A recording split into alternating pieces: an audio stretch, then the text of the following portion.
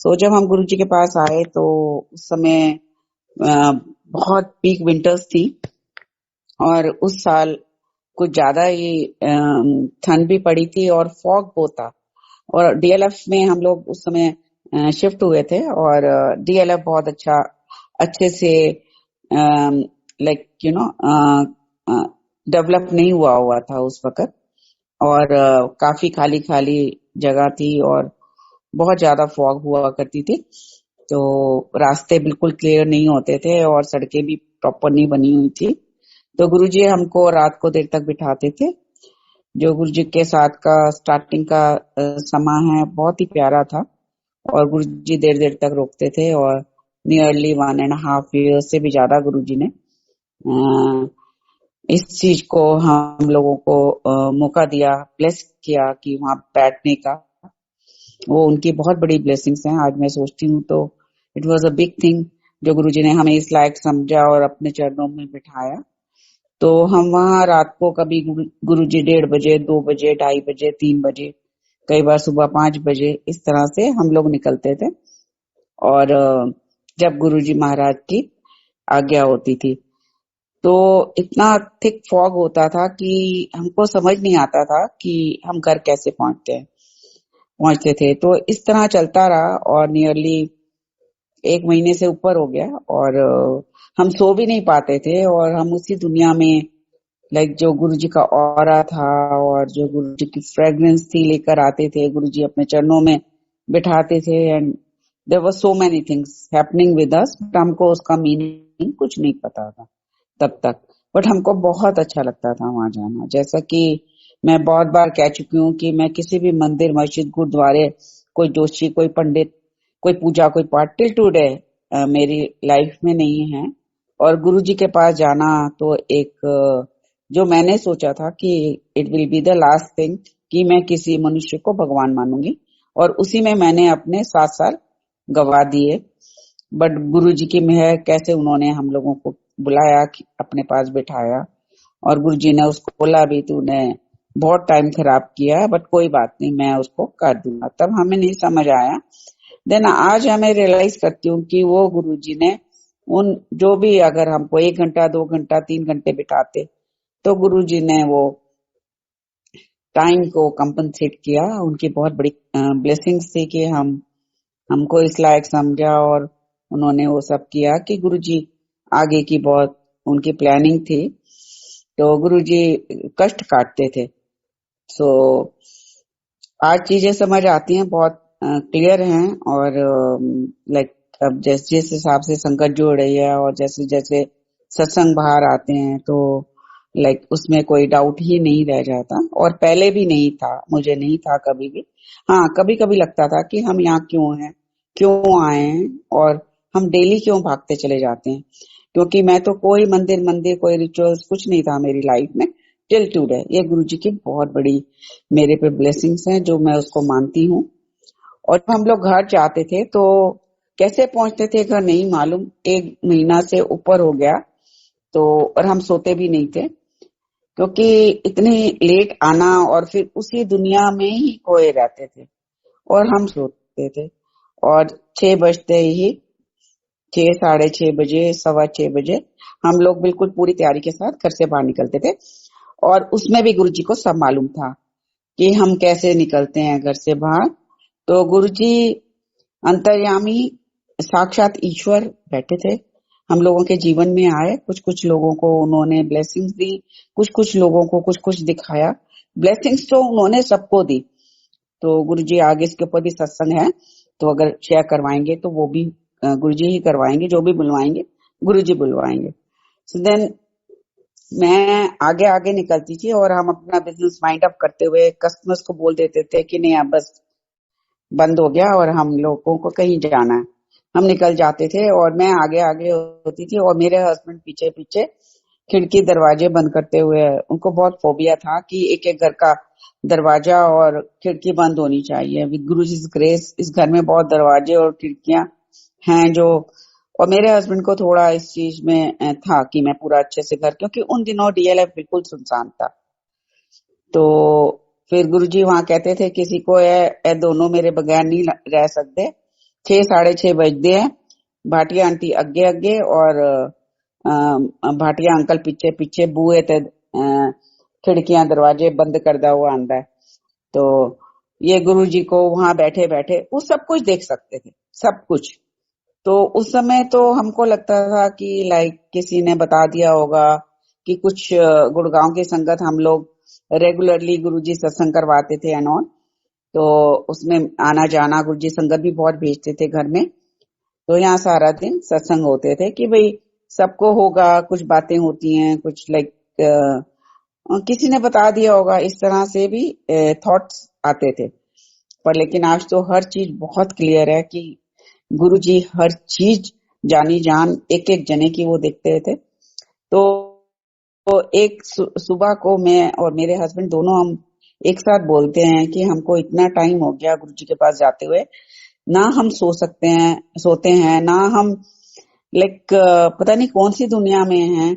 और रोज वहां जाने का ऐसा क्या होता है कि हम दौड़ते चले जाते हैं, और हम घर कैसे पहुंचते हैं। सबसे बड़ा पॉइंट यह था कि हम घर कैसे पहुंचते हैं। तो गुरुजी का ये वचन है कि मैं तुमको घर तक छोड़कर आता हूँ।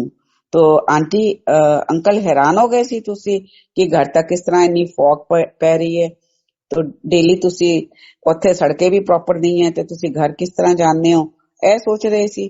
कमलियो मैं ते हर एक संगत नू घर तक ओदे नाल जाना हूँ। सो गुरुजी तो कुछ भी कर सकते हैं वहां बैठे बैठे, वो कई जगह प्रेजेंट होते थे। तो ये उनके साथ का एक ये शब्द है, जो वचन है, जो उन्होंने इसको शब्द कहो, उनकी वाणी कहो, उनका वचन कहो। तो ये गुरुजी ने बताया कि कैसे वो हर संगत को अपने ख्याल रखते हैं, उनको अपने साथ ले जाके घर तक छोड़ते हैं जब कहीं रास्ते में प्रॉब्लम है, क्योंकि फॉग है, रास्ता नहीं दिखता। और कैसे पहुंचते हैं, सुनसान है पूरा, एक तरह से जंगल ही था वो। और गुरुजी हम लोगों को घर तक छोड़ के आते थे। तब बात नहीं समझ आई, लेकिन with time everything was very very clear. So Guruji कुछ भी कर सकते हैं। और ये नहीं कि खाली जो संगत वहां पहुंची और जो संगत वहां बैठी होती थी, बहुत गिने चुने लोग होते थे, तो गुरुजी उनका ही कल्याण कर रहे होते थे। नहीं, ऐसा नहीं है। इसके साथ का एक और गुरुजी का वक्त का सत्संग है कि गुरुजी महाराज बैठे थे अपने सिंहासन पर और धीरे धीरे संगत को वो भेजना शुरू कर देते थे। तो हम लोग आगे आगे हो जाते थे और फिर धीरे धीरे गुरुजी जैसे भी सिटिंग अरेंजमेंट गुरुजी की ही आज्ञा से बनता था। तो हम एम्पायर स्टेट आप सब लोग गए होंगे, और वो जैसे गुरुजी सिंहासन पे बैठे हैं, सिंहासन अभी भी वही जगह पर है जहाँ गुरुजी के मनुष्य रूप में था। अब हालांकि और आसपास कुछ मैं डेकोरेशंस में देखती हूँ काफी चीजें एड ऑन हो गई हैं। पहले खाली सिंहासन, बहुत साइड टेबल, ऐसे सिंपल सा होता था। तो गुरुजी इशारा करके, तो हम साइड में जो वॉल है गुरुजी के लेफ्ट में, आप सोचो कि वहां बैठे हैं और हम लोग बैठे थे और काफी देर हो गई थी। तो गुरुजी बहुत रेयरली होता था कि कभी कभी सिंहासन से उठ के किसी संगत के पास बैठ जाया करते थे और उससे 1:1 बात करते थे। तो उस दिन गुरुजी ने मुझे चुना और गुरुजी साथ बैठ गए और गुरुजी ने कुछ बात की और फिर बोला कि फिर मेरी जो राइट लैप पे गुरुजी लेट गए और अपना सिर रखा और बोला कि मैं बहुत थक गया हूँ आंटी, मेरा प्रेशर पॉइंट के साथ फेशियल कर दे, जो कि मैं बाहर से सीख के आई थी। तो तब इंडिया में इतना इन नहीं था वो, with vibration and pressure points के साथ। तो मुझे बहुत शौक था कि इस तरह का फेशियल कोई नई चीज मैं इंट्रोड्यूस करूं। तो वो गुरुजी को सब पता था क्योंकि वो अंतर्यामी जानी जान है। सो देन गुरुजी, तो मैंने मन में सोचा, क्योंकि हम लोग जो हैं वो लॉजिकली सोचते हैं और लाइक, बट ऑब्वियस था उस वक्त हमारे लिए, क्योंकि एक मनुष्य को भगवान माना, it was very difficult for us. So then मन में कई थॉट आए कि why he came and did like this, कि मुझे अपने को टच करने के लिए बोल रहे हैं। और ये थक कैसे गए, क्योंकि ये तो सिंहासन पर बैठे हुए हैं। सिंहासन पे बैठा हुआ आदमी कोई थक जाता है। पर आप इसको एक बार और अच्छे से सोचें कि गुरुजी 6:30 6:45 7 बजे वहां आ ही जाते थे, विराजमान हो जाते थे, और टिल मॉर्निंग वहीं बैठे हैं, एक ही पोजीशन में। कोई इंसान बैठा है, लोगों को ब्लेस कर रहा है, कोई भी ए टू जेड, अगर वो नॉर्मल ह्यूमन है और डेली का वही रूटीन है, तो वो पॉसिबल ही नहीं है कि उसमें तो एक दिन भी नहीं कोई बैठ सकता, कुछ घंटे भी कोई नहीं बैठ सकता।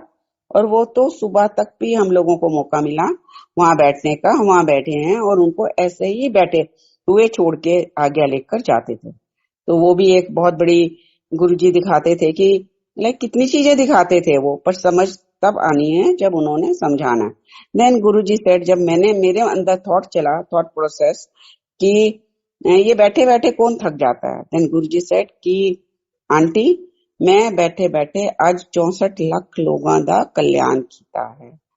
तो वहां तो 640 लोग भी नहीं होते थे, वहां तो गिनती के 60 लोग होते थे। तो वहां बैठे बैठे कुछ घंटों में वो जो ईश्वर साक्षात धरती पर आए हुए हैं, वो लोगों का कल्याण कर रहे हैं। तो इट मीन्स उसमें कोई भी हो सकता है जो आज सत्संग सुन रहे हैं, उनमें उनकी भी गिनती हो सकती है, क्योंकि वो रब हैं और रब की बनाई हुई पूरी दुनिया है। पर वो गुरु रूप में आए थे धरती पर। सो मैं शायद गुरु जी यही वाला सत्संग, गुरु और रब आया बीच में, तो गुरु जी बुलवाना चाह रहे हैं। ऐसा ही एक दिन और था, जो ये सारा प्रैक्टिकल है, यहाँ पे गुरुजी ने करके दिखाया। इसमें कोई इमेजिनेशंस नहीं है, इसमें कोई टेलीपैथी नहीं है, इसमें कोई कनेक्टिविटी नहीं है। इसके अंदर विद 1:1 सत्संग जब गुरुजी मनुष्य रूप में थे उस टाइम के, वो वक्त आप सब लोग सुन रहे हो। You people are so blessed कि आपने वो वक्त, अगर गुरुजी के दर्शन नहीं किए, कई लोग आते थे चले भी जाते थे, उनको कुछ समझ नहीं आता था, आज जुड़ रहे हो उनको भगवान मानकर और वो वक्त भी पूरा सुन रहे हो। तो you people are very blessed. और इसमें बहुत सारी पुरानी संगत भी उस वक्त नहीं थी जो ये वक्त गुरुजी ने किया, दिखाया, समझाया, तो उसमें कुछ कुछ लोग होते थे। सो मेरा मानना ये है कि जो लोग आज उनको भगवान मान के आ रहे हैं, तो वो बहुत ही ब्लेस्ड है और उनके आने की लीलाएं भी सारी सुन रहे हैं। सो ऐसा ही एक और दिन था जब गुरुजी ने बुलाया, वो नॉन संगत डे था। तो गुरुजी ने कुछ एक लोगों को बुलाया था संगत को, उसमें हम लोग भी थे। तो गुरुजी ने, जब गुरुजी अपने सिंहासन पर आए तो हम उनके राइट में वॉल के साथ बैठे हुए थे, बहुत 20-25 लोग थे बस। तो गुरुजी ने इशारा किया, मुझे बुलाया और अपने राइट पांव को मेरे हाथों में दिया और बोला कि इसको दबा। मैं संगत जी इसको सेवा नहीं कहूंगी, क्योंकि उन्होंने इस लायक समझा कि इतनी बड़ी उनकी कृपा थी हमारे ऊपर, ना कि वो मैं उसको सेवा का कि मैंने उनकी सेवा की। हम इस लायक है ही नहीं, हम कुछ नहीं कर सकते, भगवान के लिए कुछ भी नहीं कर सकते। सो उसमें भी हमारा ही कल्याण था। तो गुरुजी ने दबाने को बोला। थोड़ी देर बाद और मेरी बेटी को पीछे खड़ा किया और बोला कि उससे माथे की और सिर की और फिर हाथ दबवाए, और ये काफी लंबा प्रोसेस चला। तो थोड़ी थोड़ी संगत आती रही, उनमें एक संगत आई जो नई थी, उसने उनको गुरुजी ने बुलवाया था पुरानी संगत के थ्रू। तो उनको गुरुजी ने अपने चरणों के पास लेफ्ट में बिठा दिया और मुझे कहने लगे कि एनु सत्संग सुना। तो मेरा ध्यान जो था वो गुरुजी के चरणों की तरफ था और मैं उसमें ज्यादा फोकस करना चाह रही थी। और पर चाहना हमारा नहीं होता, वो भगवान का होता है। तो देन ही सेड कि तू ठीक नाल सुना, एनु सत्संग सुना और चंगी तरह नाल सुना, अच्छे नाल सुना। तो एक सत्संग गुरुजी ने बोला करने को, जो कि एम्पायर स्टेट में हुआ था हम लोगों के आगे। तो जो मेनका गांधी आंटी बहुत आते थे गुरुजी के पास, अक्सर डेली होती थी वो वहां पर। और फिर वो बाहर जाती थी फोन लेके, एंड गुरुजी हमको प्रसाद भी देते थे अपने हाथ से उन दिनों। तो हम लोग बाहर गए तो उनका जो है कोई हाथियों का बड़ा मेजर एक्सीडेंट हो जाता है और वहां पे डॉक्टर को कॉल कर रही होती हैं, तो डॉक्टर कहता है कि वो बच नहीं सकता, इज वेरी क्रिटिकल एंड वो लास्ट सांसें ले रहा है, बस एनी मोमेंट हो जाएगा खत्म। तो वो बहुत अपसेट थी और बोले कि भारी बड़बड़ करने लगी कि गुरुजी ने इंसानों का तो बहुत का कल्याण किया है, मरियों को जिंदा कर दिया है, अब ये क्या जानवरों का भी करते हैं, अब मेरे हाथी को बचाइए। तो जैसे ही वो अंदर आई और हालांकि गुरुजी कुछ नहीं सुन रहे थे और उनको बोलते हैं जा डॉक्टर नु फोन लगा, तेरे हाथी नु बचा दिता। सो देन आंटी सेठ की, जो आंटी बैठे थे और उन्होंने कहा कि जब गुरुजी ने मुझे बोला इन्नू है सत्संग सुना, तो शी सेठ की क्या इधर मेनका गांधी भी आती है? तो फिर हमने कहा हाँ वो तो रोज ही आती हैं। तो मैंने कहा और उनकी तो गुरुजी ने शक्ल भी बहुत चेंज कर दिया, क्योंकि जब वो स्टार्टिंग में जब हम आए थे उसको देखते थे उसके चेहरे पर बहुत फ्रिकल्स थे। तो देन अब उनकी स्किन ग्लो करने लग गई, वो धीरे धीरे स्किन भी बहुत क्लियर होने लग गई, जो हम लोग देख सकते थे या गुरुजी हमको दिखा रहे थे, ये तो गुरुजी की लीला है। सो मैंने तो गुरुजी कहते हैं भाटिया आंटी खाली शक्ल ओदी ते मैं अक्ल भी ठीक कर दी है, तो ओदी अक्ल भी मैं ठीक कर रहा हूँ। तो देखो तुहाडे हुण मैं झूठे बर्तन वो लंगर के चुकवाना वा उस तो ये ओदी अक्ल भी मैंने ठीक करी है, तो शक्ल भी करी है और अक्ल और अक्ल भी ठीक करी है, तो गुरुजी तो कुछ भी कर सकते हैं। सो देन वो आंटी के मुंह से निकला, जिन जो सत्संग सुन रही थी, कि ये तो रबी कर सकते हैं। तो फिर मेरे मुंह से निकला हाँ ये तो साक्षात भगवान है, हम लोग भगवान भगवान ज्यादा करते हैं, तो भगवान वर्ड ही निकला। देन गुरुजी सेठ की नहीं भाटी आंटी मैं इस वक्त भगवान नहीं हैगा। देन गुरुजी ने एक बहुत अच्छा सा दृष्टांत कहो, आज तो वो वाला लोग शिव पुराण पढ़ रहे हैं तो उसमें भी यही आ रहा है कि जब भगवान धरती पर आते हैं तो कितना कष्ट लेकर आते हैं, कितना कष्ट हरने आते हैं, लेकर नहीं आते, कष्ट हरने आते हैं अपने भक्तों का। देन गुरुजी सेठ की जब भगवान दुनिया बना रहा था और बंदे बनाई चला जा रहा था, तो कुछ टाइम बाद भगवान की माँ ने क्वेश्चन किया कि तू इतने बच्चे बना रहा है, इतनी दुनिया बनाई चला जा रहा है, तो उनको जो कष्ट होगा सो उसको कौन हरेगा, तू बहुत दुखी होगा उनके कष्टों से। तो फिर भगवान ने कहा कि मैं गुरु रूप में उनके कष्ट हरने जाऊंगा। सो भाटिया आंटी गुरुजी सेठ की पहला स्थान गुरु का, दूसरा स्थान तुम लोगों का, संगत का। गुरुजी ने ऐसे हाथ करके बोला संगत की तरफ, तुम लोगों का, संगत का। अगर संगत है तो मेरा अस्तित्व है, अगर संगत के बगैर मैं कुछ भी नहीं हूं, फिर भगवान का नंबर। सो संगत जी कितनी बड़ी बात थी वो, कि उन्होंने हमको इस लायक समझा, हम सबको संगत को, और हम ये कोशिश करें कि हम उस लायक बने कि हम अपने भगवान का सिर जो है उनको प्राउड हो कि देखो ये मेरी संगत है, ये संगत मेरी जो मैं बना के गया हूँ और जो बन रही है। जब मैं मनुष्य रूप में इतनी कठिन तपस्या पे आया उस समय तो गुरुजी परेशान होकर गए, बहुत परेशान होकर गए, और वो कहा करते थे अक्सर, मैं से शेयर करते थे, मैं इतनी कठिन यात्रा पे आया जहाँ आने के लिए कोई भी तैयार नहीं होता, और पर मेरा तो आना ही बेकार हो गया, ये दिल्ली तो चिक्कड़ है, चिक्कड़ चिक्कड़ ही रही। तो यहाँ पर इनको कुछ किसी को समझ नहीं आती, और मैं जो भी कल्याण करता हूँ उसको कोइंसिडेंस समझते हैं और जगह जगह भटकते हैं। मैं वहमों से दूर करने आया हूँ उनको, और ये वहमों में फंसे चले जा रहे हैं और फंसते चले जा रहे हैं।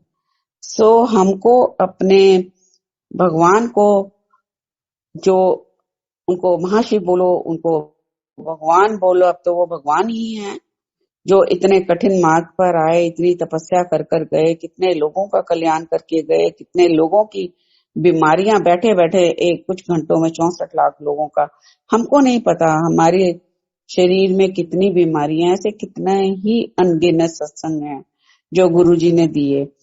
तो उसमें उनको पता है कि हमारी बॉडी के अंदर क्या है, बट हमको नहीं मालूम कि क्या क्या हम लोग बीमारियों से भरे हुए हैं। आज अगर बीमारियां ना होते तो इतने हॉस्पिटल्स ना होते, इतने डॉक्टर्स ना होते। और गुरुजी ने एक बार का और सत्संग है जो गुरुजी ने आई थिंक करवाना चाह रहे हैं इस वक्त।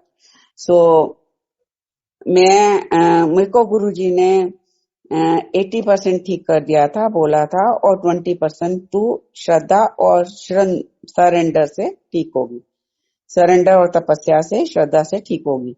सो मैं 80% में ही बहुत खुश थी और मैं वहां आके बैठ जाती थी और पूरी रात बैठने को तैयार रहती थी वहां पर। मेरा मन वहीं लगता था, गुरुजी के पास ही। तो फिर एक दिन गुरुजी मुझे बुलाकर कहते हैं कि आंटी तू बीमार है, जा अपना इलाज करा, आज से तू नहीं आएगी यहाँ। तो मैं थोड़ी परेशान हो गई कि गुरुजी आपने तो मुझे बोला है, मैंने तेरे को ठीक कर दिया और मैं तो हवा में उड़ रही हूँ, मैं तो बिल्कुल ठीक हूँ। इतना मेरा जो क्रॉनिक चीजें थी आपने ठीक कर दी और मुझे तो लगता है I feel very good, I am तो ओके। तो मैं नेक्स्ट डे आ गई और गुरुजी ने मुझे गुस्सा किया और बोला कि तू फिर आ गई, मैं तेनू क्या ना तू जाके अपना इलाज करा। तो मेरे अंदर क्वेश्चन मार्क आया कि गुरुजी किस चीज का इलाज। तो गुरुजी चुप हो गए और मैं चली गई। फिर मैंने कहा, गुरुजी ने मुझे आंसर नहीं दिया। थर्ड डे फिर मैं आ गई तो गुरुजी ने मुझे गुस्सा किया, बोला कि तू फिर आ गई आंटी, हुन तू मैनू बीमार करेंगी। का मतलब ये था कि गुरुजी मैं जबरदस्ती कर रही हूँ और गुरुजी मेरा जो कष्ट है वो अपने ऊपर लेंगे। So then I said no Guruji, ठीक है मैं कल से नहीं आती। तो मैंने मन में सोचा कि गुरुजी आप मेरा कष्ट तो बिल्कुल नहीं लेना अपने ऊपर। तो नेक्स्ट डे मेरी बेटी आई हुई थी तो मैंने उसको बोला कि ऐसे ऐसे गुरुजी ने बोला है। तो गुरुजी माय डॉटर सेड कि मम्मा को समझ तो आनी नहीं है बीइंग अ लेडी, चलो हम किसी गायने के पास चलते हैं। तो मुझे कुछ कुछ थोड़ी थोड़ी प्रॉब्लम जो 20% रह गई थी वो होती थी। तो मुझे अपर एब्डोमेन में थोड़ी पेन रहती थी और फिर करते करते पूरी हिस्ट्री लेने के बाद उसने बोला कि मुझे ऐसा तो कुछ समझ नहीं आ रहा, maybe you are pregnant. तो मैंने कहा वो तो पॉसिबल नहीं है। नहीं कहती है, then she said you are still very young so you can conceive. मैंने कहा वो पॉसिबल ही नहीं है। तो फिर खैर जो भी था उसने कहा फिर आपको 2 दिन यहाँ हॉस्पिटल में एडमिट होना पड़ेगा। उस टाइम पे डीएलएफ में खाली एक प्रिवर्ट फेज 2 में हॉस्पिटल होता था।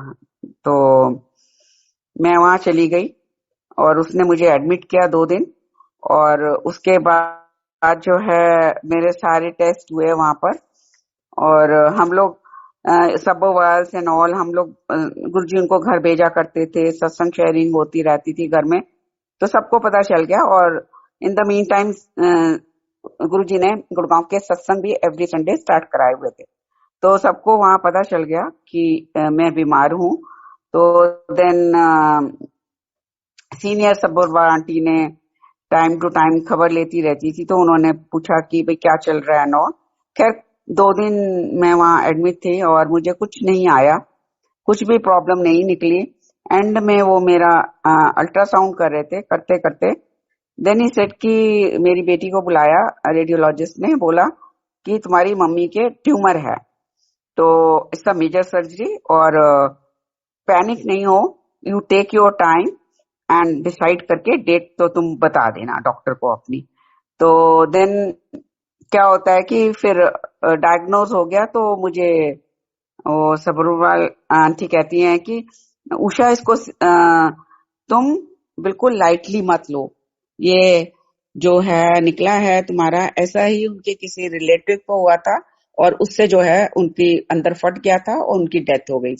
तो तुम गुरुजी के चलो और उनको बताओ।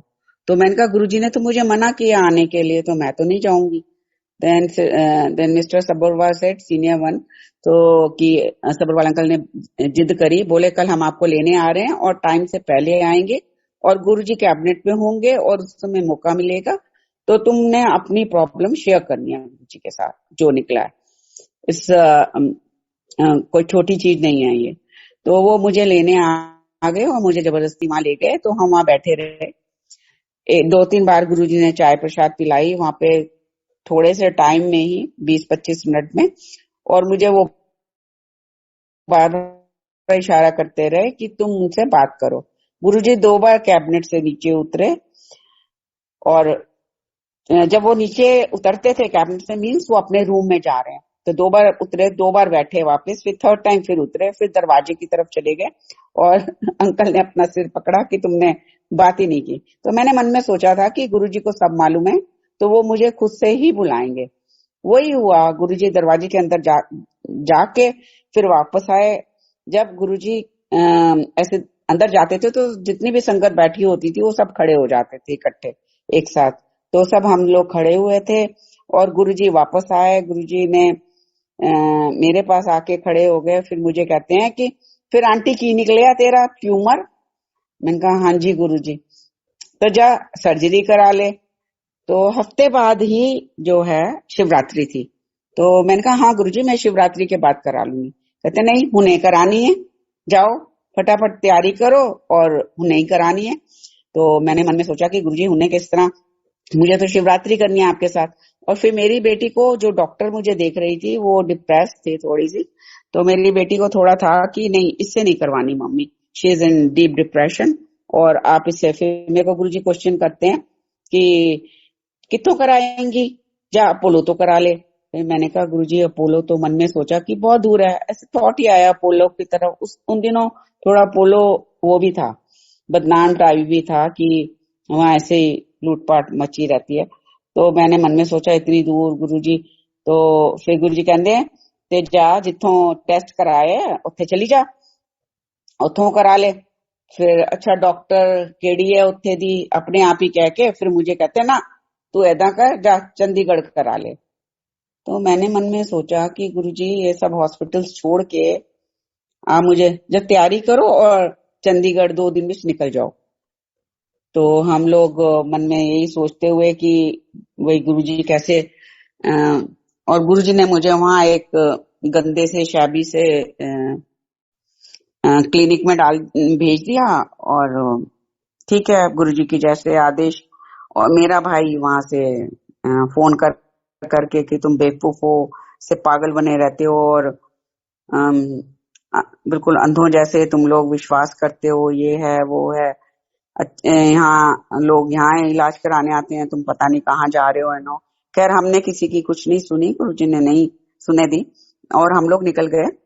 और रास्ते में मैं गुरुजी को यही कहती रही कि गुरुजी आपने भेज तो दिया, अब शिवरात्रि है तो गुरुजी मैं तो आपके साथ मनाना चाहती थी, तो आप मुझे दर्शन दोगे। बस वहां गए। मुझे गुरुजी ने मेरी नोज की सर्जरी भी बोली है, और मुझे, क्योंकि मुझे नोज की एक बोन बड़ी हुई थी, उसकी भी सर्जरी थी, वो भी मेजर थी। सो पहले हम उसके पास गए जो ट्यूमर की सर्जरी के लिए। फिर हम लोग उधर गए ईएनटी के पास। तो उन्होंने फिर मुझे 2 दिन बाद एडमिट होने के लिए बोला, मैं वहां एडमिट हो गई। फिर उसके बाद जो है मेरी, अकॉर्डिंग टू माय रिपोर्ट्स, उन्होंने सर्जरी प्लान की, क्योंकि ट्यूमर छोटा था, 1 पॉइंट सम mm का था। तो उन्होंने 2.5 घंटे की मुझे सर्जरी का बोला कि 2.5 घंटे लगेंगे। तो संगत जी, हुआ ये कि जब उन्होंने उसको खोला तो वो 2.5 किलो का ट्यूमर गुरुजी ने बना दिया। और 2.5 किलो का ट्यूमर, और उसको निकालने में, और जो मेरे पहले केसेस बहुत खराब हुए थे बच्चों के टाइम, अंदर काफी लम्स थे, उनको क्लियर किया। और 5 घंटे सर्जरी चली। और जो मेरा एनेस्थेटिक था वो गुरुजी का भक्त था, दैट्स व्हाई गुरुजी ने मुझे वहां भेजा। वो उनकी लीला, और वो ही जाने कैसे उन्होंने काटने छोटी चीज को बड़ा करके, वो कुछ कितने ही कर्म मेरे काट दिए होंगे उसके अंदर उन्होंने। तो खैर मेरी हालत बहुत खराब हो गई, और 2 दिन बाद शिवरात्रि थी।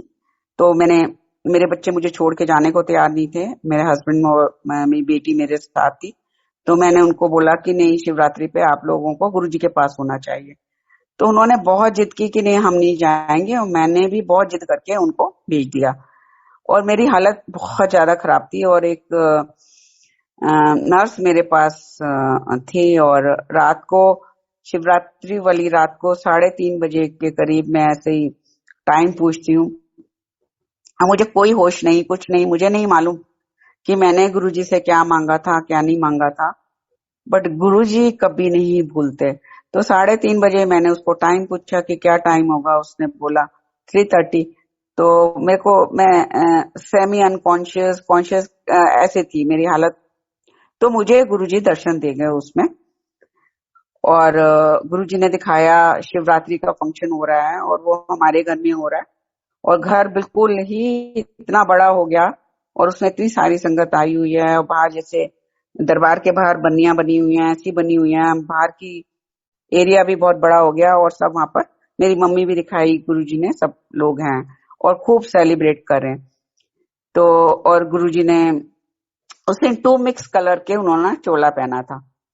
तो मैंने उसके बाद मैं जब थोड़ा सा वो होश आया तो मैंने उसको पूछा फिर से नर्स को टाइम। उसने बोला 3:45। 15 मिनट के अंदर गुरुजी ने पूरे दर्शन करा दिए। तो देन थोड़ी देर में मेरे हस्बैंड का फोन आ गया।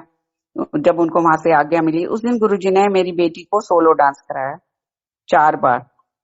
तो वो कहते कि मैंने सीधा एक ही बात पूछी कि गुरुजी ने आज इस कलर का चोला पहना था। तो मेरे हस्बैंड हैरान कि तुझे कैसे पता, उन्होंने यही सेम कलर का चोला पहना था। मैंने कहा गुरुजी मुझे दर्शन देके गए। संगत जी, मैं भूल गई थी अपनी तकलीफ में कि मुझे गुरुजी से मैं रास्ते में बोला कि आप मुझे दर्शन दोगे, मैं शिवरात्रि पर जा रही हूँ जो कि मुझे आपके साथ सेलिब्रेट करनी थी। बट वो भगवान जी ने कभी ने नहीं भूला उस चीज को और आके ब्लेस करके, ब्लेसिंग्स देकर, पता नहीं कितनी ब्लेसिंग देकर गए होंगे। तो वो गुरुजी मुझे देकर गए और ब्लेस किया मुझे इतनी तकलीफ में भी। और जो मुझे नहीं पता था कि मेरे अंदर क्या है और गुरुजी को पता था। तो ये गुरुजी हैं, गुरुजी कुछ भी कर सकते हैं, मतलब कुछ भी। सो एक और गुरुजी के वक्त का सत्संग है जो संगत ने रिक्वेस्ट की थी कि उसको करना है जरूर। तो जब गुरुजी ने हम लोगों के यहाँ सत्संग शुरू करवाए, 4 फैमिलीज सिलेक्ट की थी गुरुजी ने। एवरी वीक एक एक आंटी के घर में सत्संग। तो और 1-2 हफ्ते बाद फिर गुरुजी ने बोल दिया था, मतलब एक एक बार सबके घर हुआ, 2-2 बार मुश्किल से हुआ होगा। तो गुरुजी सेठ की कोई लेना चाहे तो ठीक है और नई संगत जोड़ो, नहीं तो भाटी आंटी के यहाँ। तो गुरुजी की ब्लेसिंग से रेगुलर सत्संग चलते रहे। फिर वो फोर्टनाइटली हो गए, फिर वंस अ मंथ हो गए काफी सालों बाद। तो गुरुजी इस तरह से ब्लेस करते रहे। तो एक बार फिर धीरे धीरे संगत बढ़ने लगी गुरुजी की मेहर से, कि गुरुजी कहा करते थे मुझे कि तुम संगत जोड़ो। बहुत सारी, कुछ संगत को बोलते थे संगत जोड़ो, कुछ लोग कहते थे कि हम फलाने अपने रिश्तेदार आना चाहता है या फलाना कोई फ्रेंड आना चाहता है, हम उसको ले आए। तो गुरुजी कहते थे ना कि लोड हार्ले टाइम नहीं आया। तो इस तरह से भी वहां पे सुना है और देखा है। ये उनकी लीला थी, इसमें क्या था क्या नहीं था इसमें ज्यादा ना जाके ये कि हाँ गुरुजी का आदेश था संगत जोड़ने का। With his grace, his blessing संगत बढ़ने लग गई। तो वो मंथली सत्संग में कन्वर्ट होने लग गए। तो एक बार किसी और के घर में सत्संग उन्होंने, उन दिनों बहुत ज्यादा लोग सत्संग भी नहीं लेते थे, फिर बाद में लेने लग गए थे। फिर हम लोगों को मौका नहीं मिलता था। फिर गुरुजी ने जब मनुष्य रूप छोड़ा तो बोला कि अब सब फ्री है और जितने मर्जी सत्संग हो और घर घर में सत्संग होंगे, देशों में विदेशों में। एक टाइम विच पता नहीं कितने था सत्संग होंगे, गिन भी नहीं सकोगे। फिर गुरुजी ने इस चीज से पहले खाली गुड़गांव में ही शुरू करवाए, क्योंकि दिल्ली की संगत भी वहां, वो गुरुजी की लीला होती थी, वो कैसे क्रिएट करते हैं, क्या करते हैं। सो देन कई बार गुरुजी अपने पास बिठा के सत्संग की बात पूछा करते थे, किस तरह चल रहा है कि नहीं, कोई संगत जुड़ गए, पता उनको सब होता था।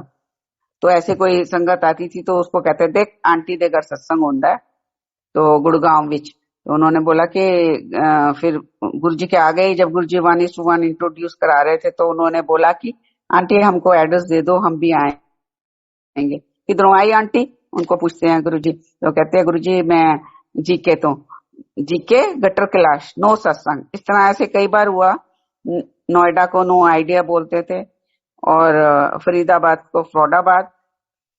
गुरुजी का वो ब्लेस करने का तरीका था। आज मेरी डॉटर इन लॉ भी फरीदाबाद से है and she is such a beautiful soul. Guruji ने मुझे ब्लेस किया। तो ये गुरुजी की ब्लेसिंग्स हैं, ये उनके खजाने हैं। तो एक बार ऐसा हुआ कि हम थर्सडे को गुरुजी के दर्शन करके हमको चंडीगढ़ के लिए निकलना था और गुरुजी ने ही भेजा था, हम लोग निकल गए। तो फिर हमने वहीं रहना था और संडे को डायरेक्ट सत्संग में पहुंचना था क्योंकि सत्संग शाम का होता था। सो सैटरडे हुआ वहां पर और कोई 12-1 बज गए होंगे। तो मैं और मेरे हस्बैंड दोनों बोल पड़े कि यहाँ हम क्या कर रहे हैं, चलो हम चलते हैं और वहां जाते हैं, गुरुजी के दर्शन हो जाएंगे, लेट पहुंचेंगे कोई बात नहीं। तो सीधा एम्पायर स्टेट, हम लोग कहीं भी जाते थे सीधा एम्पायर स्टेट ही पहुंचते थे। तो हम लोग वहां से निकल गए। तो वहां पहुंचे और गुरुजी के साथ हमने टाइम स्पेंड किया और लाइक लंगर आया, सब लंगर रात को लेट भी लंगर वहां पे तैयार था। तो ये गुरुजी की बहुत ब्लेसिंग्स होती थी सब पे। सो देन फिर 11, 11:30, 12 का टाइम होगा, ऐसे ही कुछ होगा, हम निकले और हमारे साथ एक और गुड़गांव की संगत चल रही है। तो जैसे ही हम लोग कारों के पास, कार पार्किंग के पास पहुंचे तो वो आंटी बोलने लगी कि आंटी फिर कल मिलेंगे। मैंने कहा हाँ, फलाने अंकल आंटी के घर। देन आंटी सेड कि नहीं आंटी, कल तो आपके घर है। मैंने कहा हमारे घर तो नहीं है। वो तो कहते हैं आंटी आपको नहीं मालूम। हमको लगा कि शायद आपको मालूम है, जो आज वापिस आ गए। मैंने कहा नहीं, हमको तो नहीं मालूम। बोले नहीं, गुरुजी ने ये क्या कह के वेन्यू चेंज कर दिया कि बहुत संगत आएगी इस बारी, संगत ज्यादा होगी तो भाटिया आंटी का हॉल बड़ा है तो आज सत्संग वहां होगा, इस संडे को सत्संग वहां होगा। चलो ठीक है, हम लोग पहुंचे रात को। हमको 12 बजे, अगर हम ना आते तो नेक्स्ट डे। ये सब गुरुजी का लीला होती थी। तो ऐसी कितनी चीजें हैं जो गुरुजी ने करके दिखाई हैं, समझाई हैं।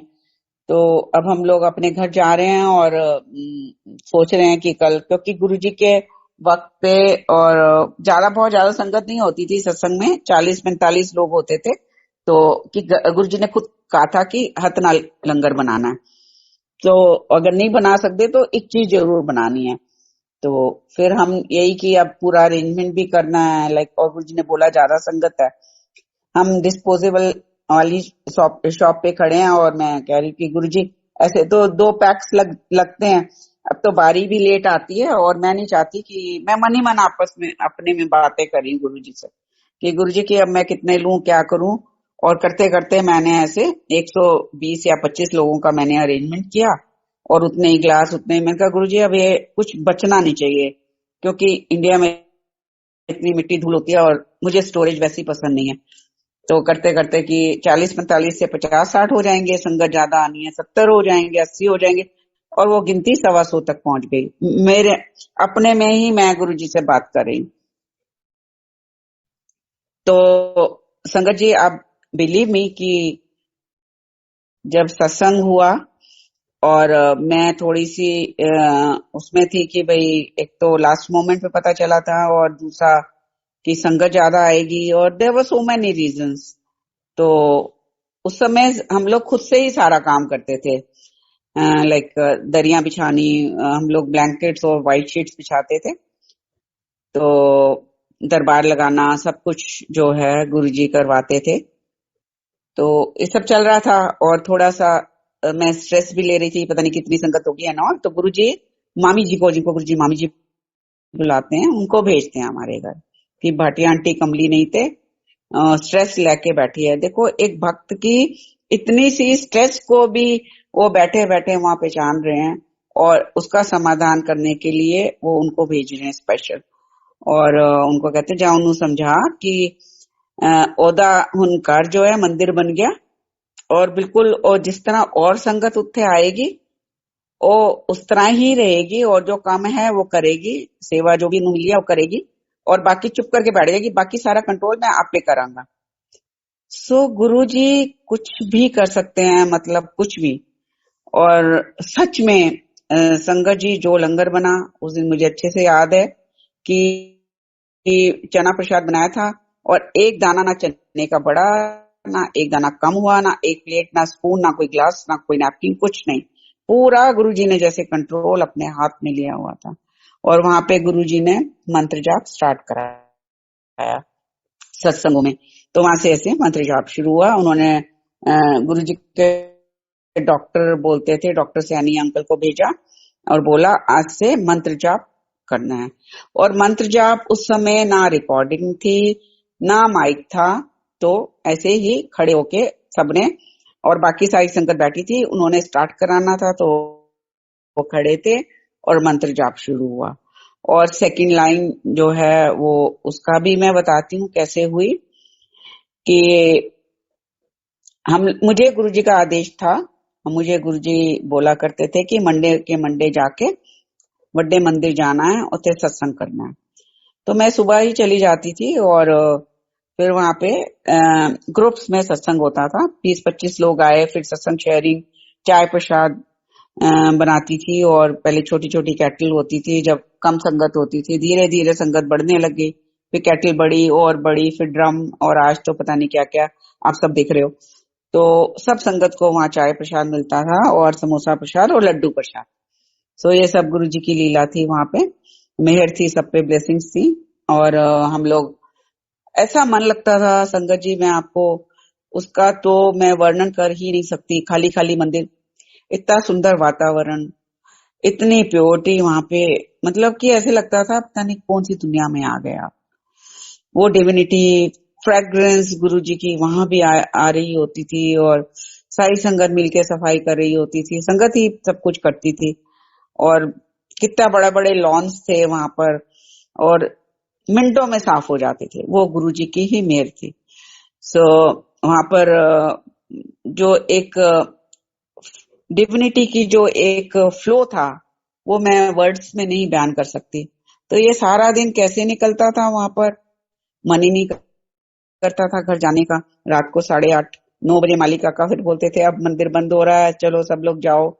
तो इस तरह से एक तरह से धक्के मार के ही बाहर निकाला जाता था, तो निकलते थे।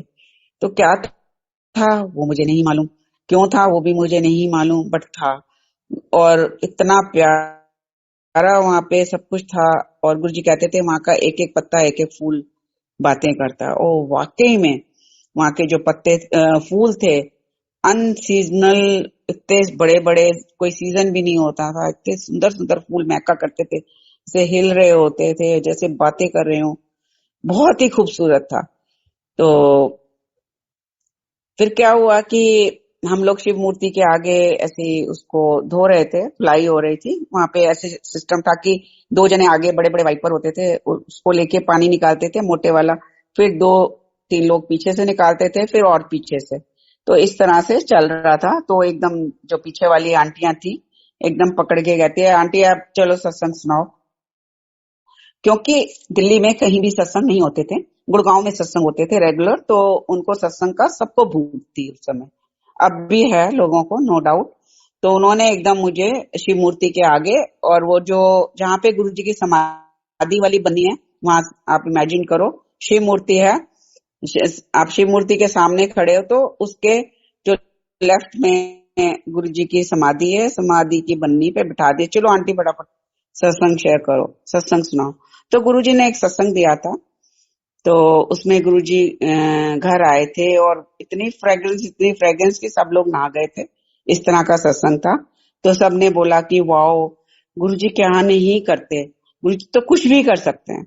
सो पर हम गुरुजी के लिए क्या करते हैं? तो हमने कहा कि नहीं, हम तो गुरुजी के लिए कुछ भी नहीं कर सकते।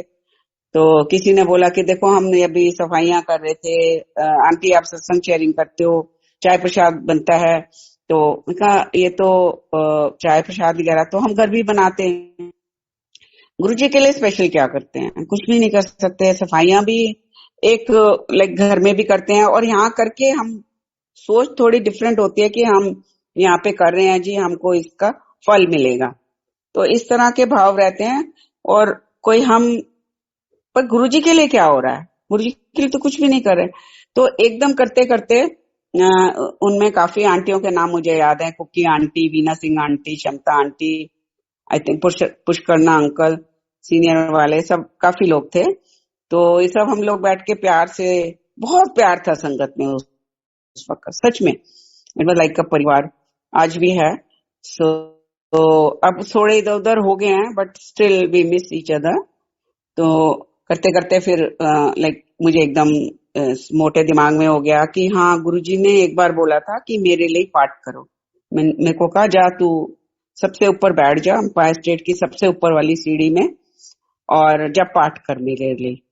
तो मैंने कहा, ऐसे ही गुरुजी ने एक बार बोला बाहर बैठ के पाठ कर, एक बार बोला ऐसे, एक दो तीन बार बोला, तो क्यों ना हम गुरुजी के लिए पाठ करें। तो वहां पर ओम नमः शिवाय, शिव जी सदा सहाय, ओम नमः शिवाय, गुरु जी सदा सहाय, हम लोग बैठ के शिव मूर्ति के आगे पाठ करने लग गए।